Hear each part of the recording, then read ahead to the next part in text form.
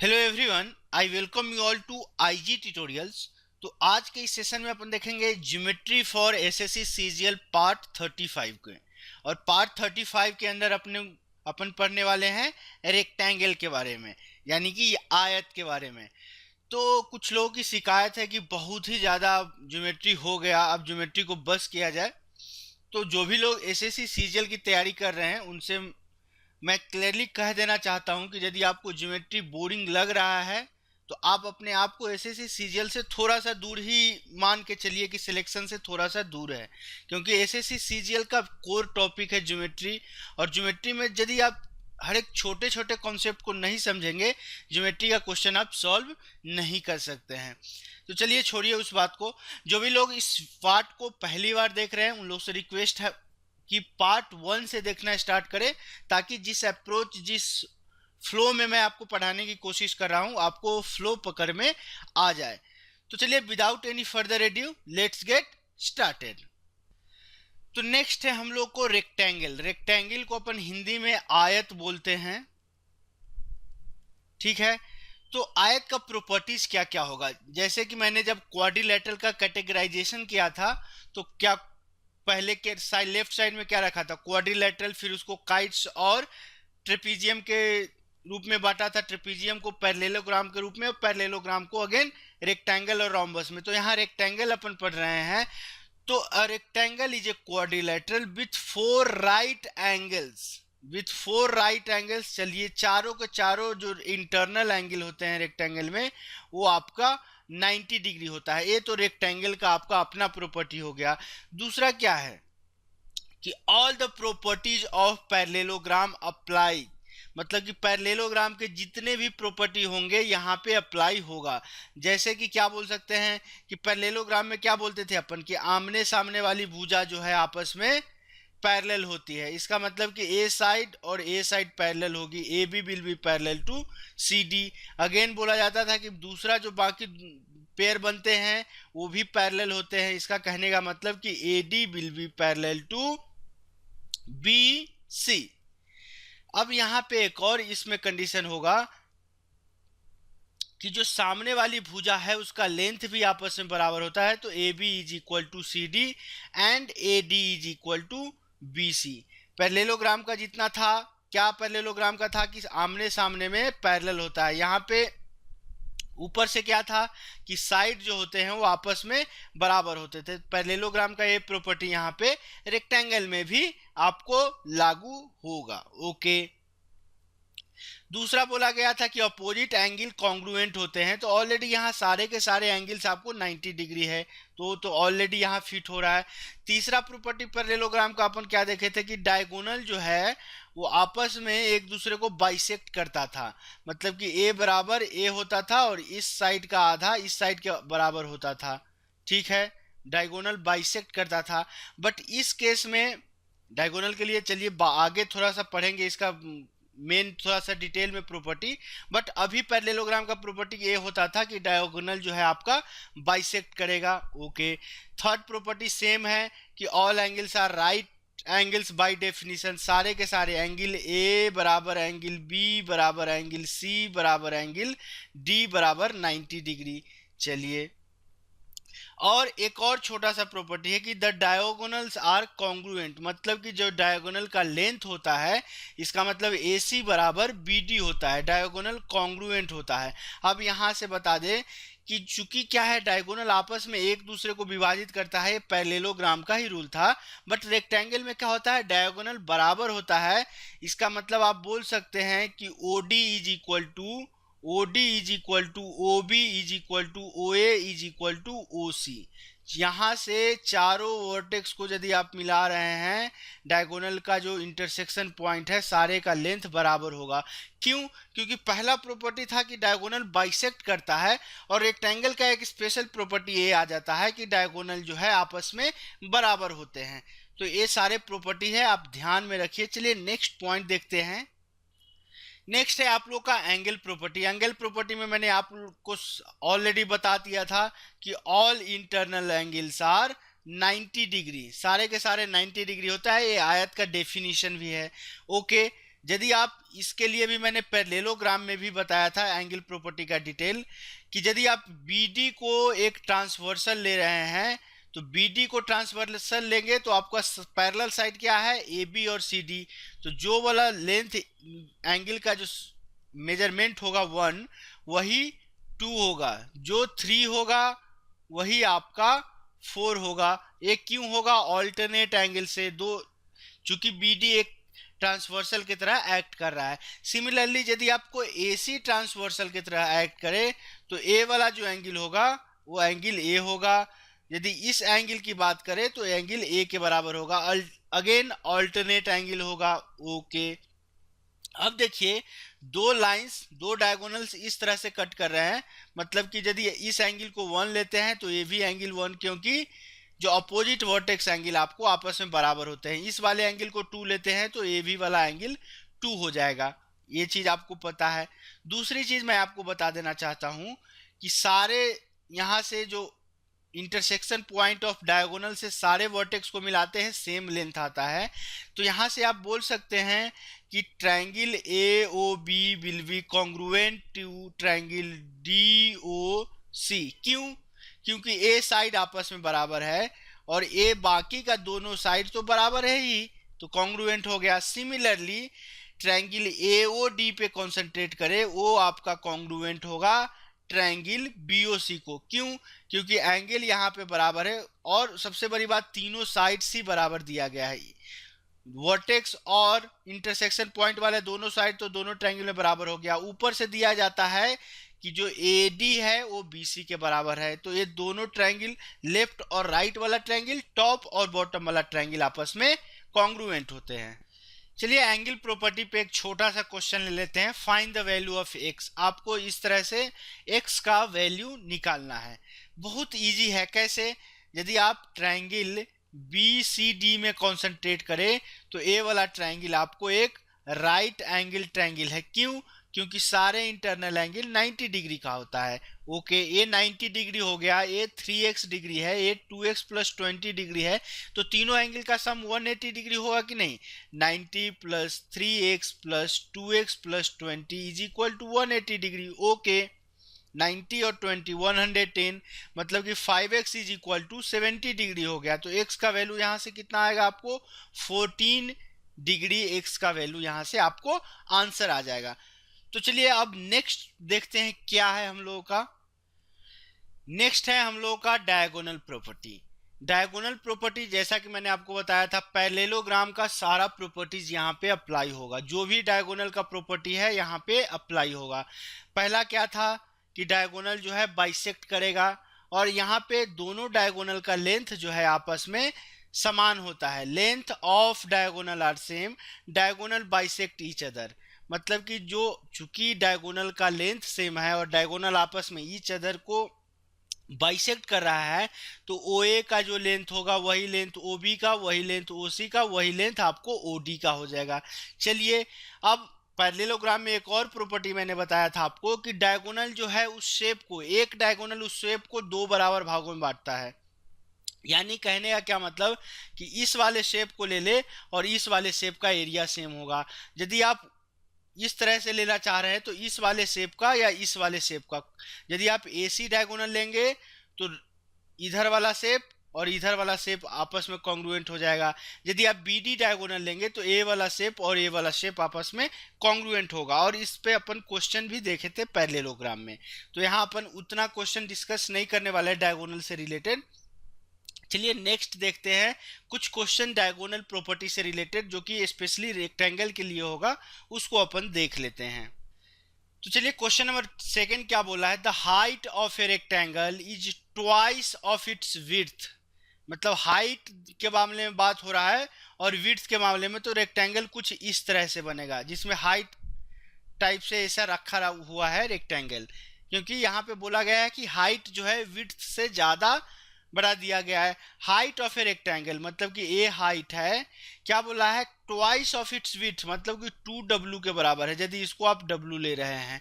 If the distance between two opposite vertex is √60 centimetre, opposite vertex का distance इस तरह से आप ले सकते हैं, इसका लेंथ आपको कितना दिया गया है, √60 सेंटीमीटर दिया गया है। आपको पता है सारे इंटरनल एंगल आपको 90 डिग्री का होता है। तो फाइंड द हाइट आपसे पूछा गया है। अब A B C D triangle A D C में आप गौर से देखिए, क्या एक राइट ट्रायंगल है कि नहीं है? ऑब्वियसली राइट ट्रायंगल है। राइट ट्रायंगल है, इसका मतलब पाइथागोरस थ्योरम लगेगा। वो क्या है, 2w का स्क्वायर प्लस w का स्क्वायर इज इक्वल टू √60 का स्क्वायर 60 हो जाएगा। 4w square plus w square 5w square is equal to 60। 5 से 60 को काटेंगे 12 टाइम्स जाएगा, w का वैल्यू आपको 2√3 आ जाएगा। लेकिन आपसे यहाँ पे पूछा क्या गया है, फाइंड द हाइट। हाइट आपको क्या है, हाइट 2w है, इसका मतलब हाइट ऑफ दैट रेक्टेंगल क्या हो जाएगा, 4√3 सेंटीमीटर। तो इस क्वेश्चन का right answer option C will be our right answer. Question number 3 क्या बोल रहा है, instead of walking along two adjacent side of a rectangular field a boy took a shortcut along the diagonal of the field and saved a distance equal to half of the longer side.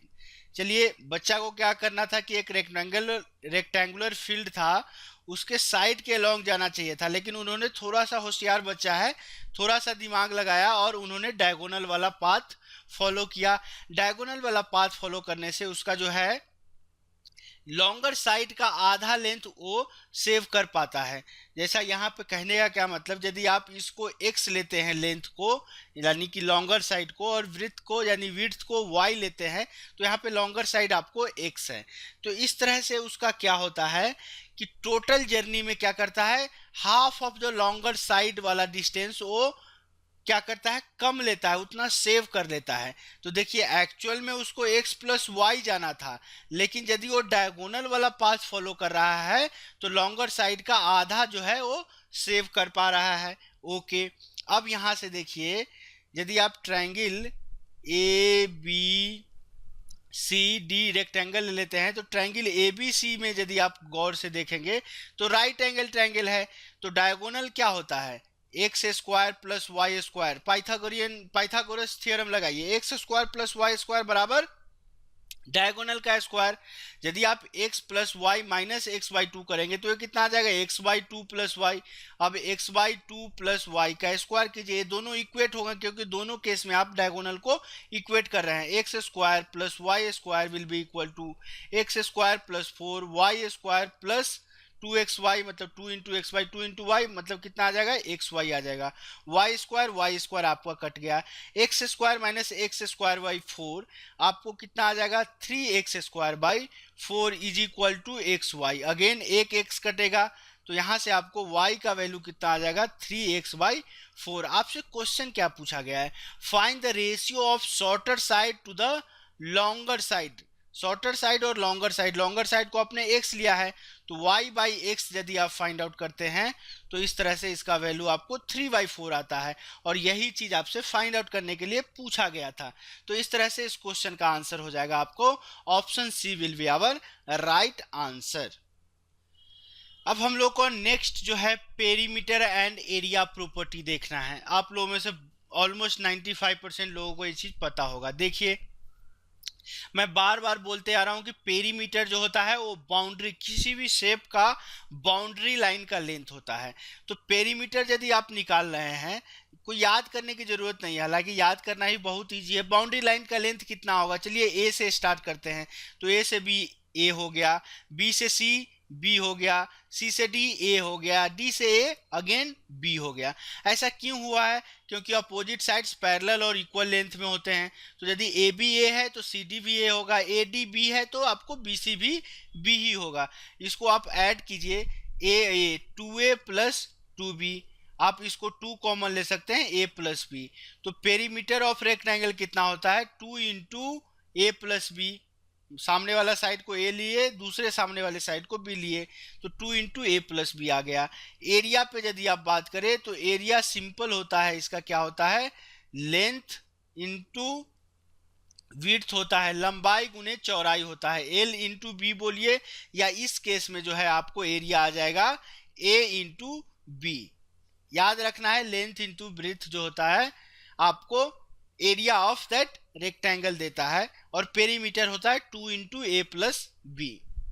Just simple property है। अब हम लोग इस पे बहुत अच्छे अच्छे level के क्वेश्चंस करने वाले हैं, तो चलिए एक एक करके क्वेश्चन को डिस्कस करते हैं। चलिए हम लोग का क्वेश्चन नंबर 4 क्या बोल रहा है, if the perimeter of rectangle is P okay and its diagonal is D, then the difference between length and breadth आपसे पूछा गया है। सपोज आप एल और बी ले रहे हैं तो एल माइनस बी आपसे पूछा गया है। पहले केस में आपको पेरीमीटर दिया गया है, पेरीमीटर क्या होगा 2 into L plus B is equal to आपको P दिया गया है, तो L प्लस बी का वैल्यू आप P/2 ले सकते हैं। ओके, सेकेंड केस में आपको क्या डायगोनल दिया गया है, डायगोनल क्या होता है L square plus B square is equal to आपको डायगोनल का स्क्वायर होगा। ये पाइथागोरस थ्योरम जस्ट लगाया हम लोगों ने। ओके, अब यहाँ से आप क्या निकाल सकते हैं, आपको निकालना है एल माइनस बी। तो यदि आप एल माइनस बी का होल स्क्वायर करेंगे तो एल माइनस बी का होल स्क्वायर क्या आता है, इसको आप लिख सकते हैं एल प्लस बी का होल स्क्वायर -4 LB भी लिख सकते हैं। ओके, बट यहाँ पे आपको LB पता नहीं है, तो आपको कुछ और यहाँ से लगाना होगा कि कैसे इसको कैलकुलेट करना पड़ेगा। तो LB पता नहीं है, तो हम लोग को LB फाइंड आउट कहाँ से किया जा सकता है, उसका थोड़ा से आप ध्यान देखिए, ध्यान से देखिए कि LB आप कहाँ से फाइंड आउट करते हैं। चूंकि L माइनस बी के लिए आपको L प्लस बी और LB चाहिए, तो L प्लस बी तो पता है लेकिन LB पता नहीं है, तो इसका मतलब है कि हम लोग को LB कैलकुलेट करना पड़ेगा। तो LV निकालने के लिए चलिए यहाँ पे इसको कुछ किया जा सकता है। यदि आप इसको स्क्वायर करेंगे तो क्या आ जाएगा, l square plus B square plus 2LB is equal to p square by 4। L square plus B square का वैल्यू आपको डी स्क्वायर दिया गया है, मतलब कि 2LV का वैल्यू आपको p square by 4 minus d square आ गया। अब यहाँ पे पुट कीजिए एल प्लस बी का होल स्क्वायर, मतलब कि p square by 4 minus l plus B का होल स्क्वायर, अब क्या आ जाएगा आपको पी स्क्वायर बाई 4 आएगा। ओके, अब 4LB आपको लेना है। 4LB को आप क्या बोल सकते हैं, 2 into P square by 4 minus d square. चूंकि 2LB का पता था तो 4LB 2 इंटू उतना हो जाएगा p square by 4 minus 2P square by 4 plus 2D square आ गया। ओके, इतना अभी तक हम लोगों के पास आ गया है। अब इसको बोल सकते हैं 2D square minus P square by 4, L minus B के होल स्क्वायर को, अभी वही हम लोग कैलकुलेट कर रहे हैं एल माइनस बी के होल स्क्वायर को, तो इतना आया है। इसको एलसीएम लेंगे तो कितना आएगा 8D square minus P square by 4 आ जाएगा। ओके, तो एल माइनस बी का वैल्यू क्या हो जाएगा, इसका अंडर रूट हो जाएगा। अंडर रूट निकालेंगे तो कितना आ जाएगा 8D square minus P square. Under root 4 कितना होगा 2, तो बाहर में आपको 2 आ गया। तो इस क्वेश्चन का राइट आंसर होगा 8D square minus P square by 2, 8D square minus P square by 2। Option A will be our right answer. तो थोड़ा सा आपको यहाँ पे फील हुआ होगा कि ज्यादा कैलकुलेशन था, क्यों ना इस चीज को अपन इस तरह से करें। देखिए कुछ डिजिट यहाँ पे अपन पुट कर लेते हैं, जैसे कि क्या दिया गया है, पेरीमीटर P है। चलिए इसको 3 और 4 का साइड लेते हैं, तो आपको डायगोनल कितना आ गया 5, चूंकि राइट एंगल ट्रायंगल है तो D का वैल्यू आपको 5 आ गया। पेरीमीटर कितना हो जाएगा 4 3 7 2 14, पेरीमीटर आपको 14 आ गया। आपसे पूछा गया है L minus B, L minus B कितना होगा आपको 4 माइनस 3 1। कौन सा इक्वेशन 1 सेटिस्फाई कर रहा है, ऑप्शन ए को चेक कीजिए। 8D स्क्वायर, 8 इंटू डी कितना है 5 का square 25 minus P square 196 by 2, 25 अट्ठे 200 minus 196, 4 का रूट 2, 2/2 1 आ गया। चलिए और चेक करते हैं कि और भी ऑप्शन सेटिस्फाई कर रहा है क्या। यदि हम लोग एग्जाम में पहला ए वाला मेथड यदि नहीं यूज किए रहते तो आंख बंद करके ये नहीं बोल सकते कि ऑप्शन ए ही आंसर है। 8D square plus P square करेंगे तो बी तो नहीं आएगा। सी करेंगे 6D square, 6 into 25 minus P square 196, एक तो निगेटिव वैल्यू दे रहा है, सी भी नहीं होगा। डी यदि करेंगे 6D स्क्वायर कितना आएगा 25 छक्का 150 प्लस 196 बाई 2 क्या 1 आएगा, ऑप्शन डी भी नहीं। तो इस तरह से इस क्वेश्चन का राइट आंसर ए होगा। ये ट्रेडिशनल अप्रोच फॉलो करने में आपको टाइम लगेगा, तो जस्ट आप यहाँ पे कोई नंबर मान सकते हैं। चलिए एग्जाम्पल फिफ्थ को देखते हैं। एग्जाम्पल फिफ्थ क्या बोला है, suppose each diagonal of a rectangle of length D while the perimeter is P, okay, find the area of rectangle. चलिए आपको रेक्टेंगल का जो डायगोनल है उसका लेंथ डी दे दिया गया है। चलिए इसको हम लोग L square plus B square is equal to D square ले लिए, ये रिलेशन बिठा लिए। पेरीमीटर पी दिया गया है, मतलब एल प्लस बी आपको पी बाई 2 दिया गया है। एरिया आपको निकालना है, एरिया क्या होगा आपको, एल बी होगा, ओके। अब क्या कीजिए, एल प्लस बी का होल स्क्वायर कीजिए, तो आपको ये कितना देगा, L square plus B square plus 2LB देगा। यहाँ से आप 2LB बराबर क्या निकाल सकते हैं, एल प्लस बी का whole square, L plus B का होल स्क्वायर आएगा P square by 4 minus L square plus P square कितना आ जाएगा, डी स्क्वायर। तो ये आ गया आपको p square minus 4D square by 4, okay. तो यहाँ से आप एल बी का वैल्यू ही आपको तो निकालना है, एरिया क्या है, एल बी है, एल बी कितना हो जाएगा, p square minus 4D square by 8, okay. तो एल बी का वैल्यू आपको p square minus 4D square by 8 आएगा। ये रूट अंडर किसी में नहीं होगा, सॉरी थोड़ा सा मिसटाइप हुआ है, रूट अंडर आपको यहाँ पे किसी भी इक्वेशन में नहीं आएगा। तो एल बी का वैल्यू आया, यानी कि एरिया का वैल्यू आया P square minus 4D square by 8। तो इस तरह से इस क्वेश्चन का राइट आंसर आपको ऑप्शन सी होगा। यदि आप चाहते हैं तो नंबर लेके कर सकते हैं, हालांकि नंबर लेना हर जगह आपको सही नहीं रहेगा, उतना एफिशिएंट वे नहीं रहेगा। 3 4 5 यहाँ पे 3 4 5 लीजिए, आपको डायगोनल कितना आया 5D बराबर 5, पेरीमीटर कितना आएगा 14 आएगा। आपसे एरिया पूछा गया है, मतलब एरिया 12 आएगा। कौन सा ऑप्शन सेटिस्फाई करेगा, ए को कीजिए, पी स्क्वायर मतलब पी स्क्वायर कितना 196 minus 4D square 4 into D square 25 चौका 100 बाई 4, 96 बाई 4 आपको 24 आ रहा है, ये नहीं होगा। तो यहाँ पे ऐसे ही देखें कि 96 आ रहा है ऊपर वाला और नीचा में 4, तो 24 आ रहा है, इसका मतलब इसका हाफ करेंगे तो 12 आ सकता है। तो यदि आप ऑप्शन सी को देखेंगे तो ऊपर वाला सेम टर्म है, लेकिन नीचे क्या हुआ है, 2 और से गुना हो गया है, तो आप डायरेक्ट सी पे जंप कर सकते हैं और इस तरह से इस क्वेश्चन का राइट आंसर ऑप्शन सी होगा। जस्ट आपको मैं ट्रेडिशनल और जो अप्रोच एग्जाम में होना चाहिए दोनों मैं आपको फॉलो करवा रहा हूँ। चलिए एग्जाम्पल 6 को देखते हैं।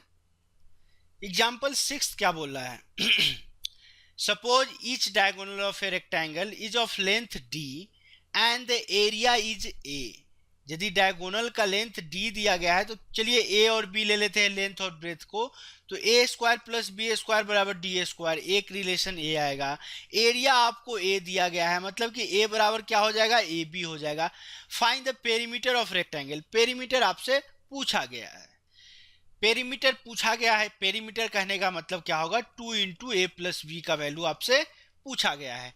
2 इंटू ए प्लस बी, आपको ए प्लस बी का वैल्यू है पता होना चाहिए।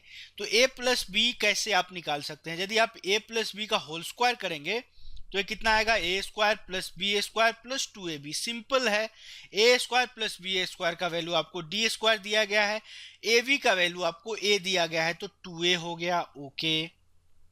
ए प्लस बी का होल स्क्वायर, तो यहां से आप ए प्लस बी निकालेंगे तो आपको कितना आ जाएगा, डी स्क्वायर प्लस 2a। लेकिन आपको निकालना है क्या, पेरीमीटर निकालना है। पेरीमीटर आपको कितना हो जाएगा, twice of A plus B हो जाएगा, 2 into D square plus 2a आ गया, ये आपका पेरीमीटर हो गया। कौन सा ऑप्शन सेटिस्फाई कर रहा है, 2 into D square plus 2a, option C will be our right answer. यदि आप इसको नंबर से लेकर के सॉल्व करना चाहते हैं तो नंबर से लीजिए। सबसे छोटा ट्रिपलेट आपको 3 4 5 जो कि सारे के सारे सॉरी इंटीजर्स वैल्यू देते हैं, 3 4 5 ले लिए, ओके। डायगोनल आपको 5 आ गया, एरिया क्या आ गया आपको 12 आ गया। पेरीमीटर आपसे पूछा गया है, पेरीमीटर कितना आना चाहिए, 14 आना चाहिए। ऑप्शन ए पे अटैक कीजिए, डी स्क्वायर मतलब 25 प्लस 12 दूना 24, 25 प्लस 24 49, क्या 14 आ रहा है, नहीं आ रहा है, okay. 25 plus 49, under root 25 plus, sorry 49 नहीं 24, ये कितना आ रहा है आपको, अंडर रूट 49 मतलब 7 आ रहा है, लेकिन आपको आना चाहिए 14।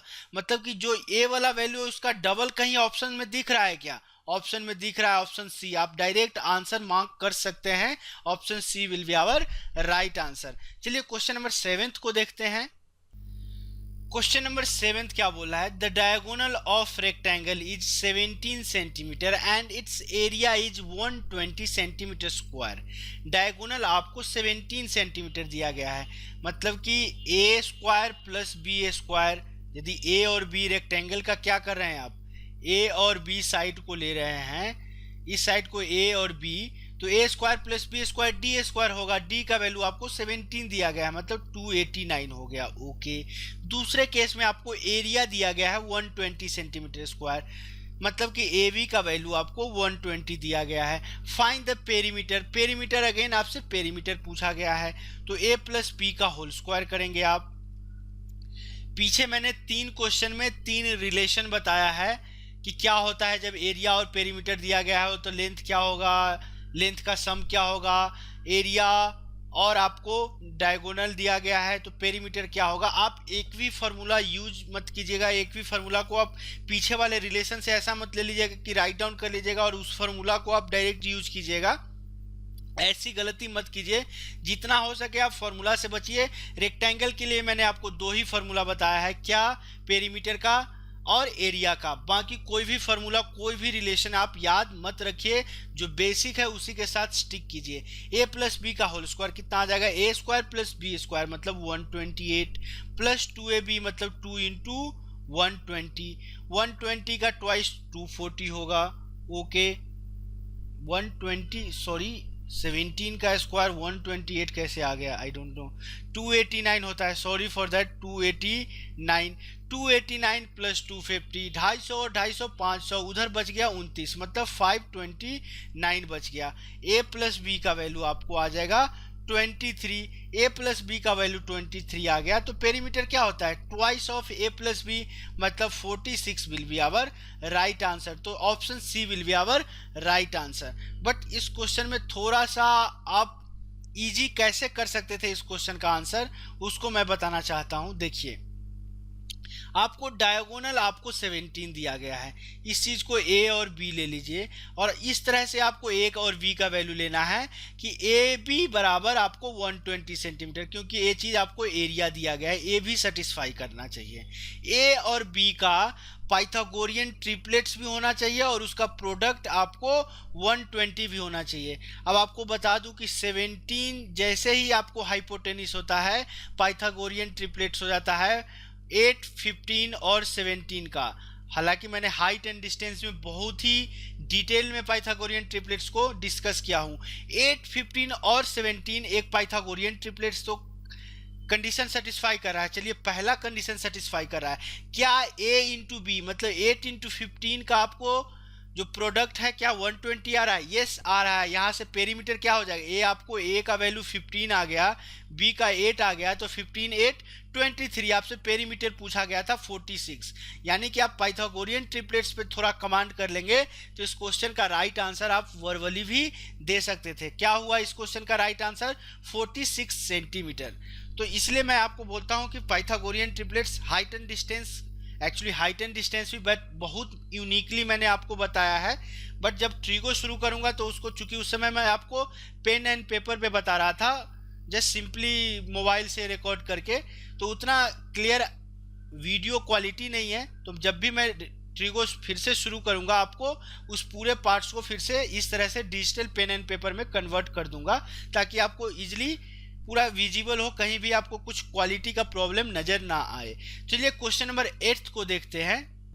तो क्वेश्चन नंबर 8 देखने से पहले जस्ट एक प्रॉपर्टी मैं आपको बता दूं कि circum circle of a rectangle, मतलब कि रेक्टेंगल के बाहर एक सर्कल जो कि रेक्टेंगल के चारों वर्टेक्स को टच कर रहा हो, तो प्रॉपर्टी केवल यही है कि जो सेंटर ऑफ सर्कल होगा, centre of circle will be the same point होगा किसके, इंटरसेक्शन पॉइंट ऑफ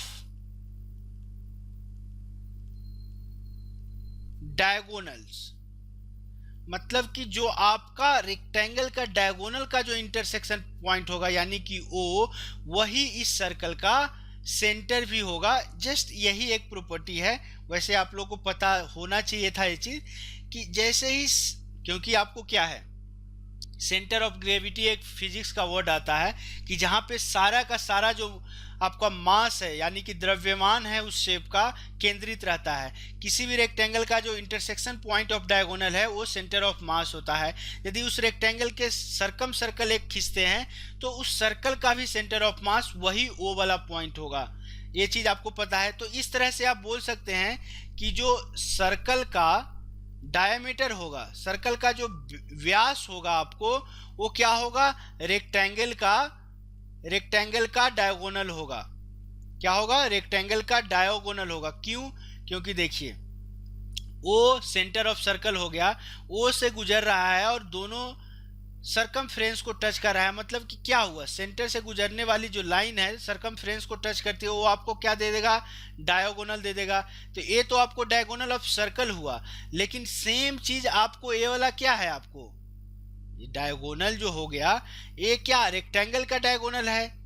और सेम रेक्टेंगल का जो डायगोनल है वो आपका क्या दे रहा है, सेम लेंथ क्या है, डायमीटर ऑफ सर्कल है। तो जो आपका AC होगा वो आपका डायमीटर ऑफ सर्कल होगा और वही चीज आपका डायगोनल ऑफ रेक्टेंगल होगा। इस चीज को आप ध्यान में रखिएगा। चलिए इसके बेस पे पहला क्वेश्चन, एक क्वेश्चन देख लेते हैं। ऑलरेडी 32 मिनट्स हो गया, तो आज के सेशन को हम क्लोज कर देंगे नेक्स्ट क्वेश्चन लेने के बाद। तो देखिए क्वेश्चन क्या बोल रहा है sorry, rectangle ABCD is inscribed inside a circle. मतलब कि किसी भी सर्कल में ABCD एक रेक्टेंगल जो है वो इंस्क्राइब्ड है।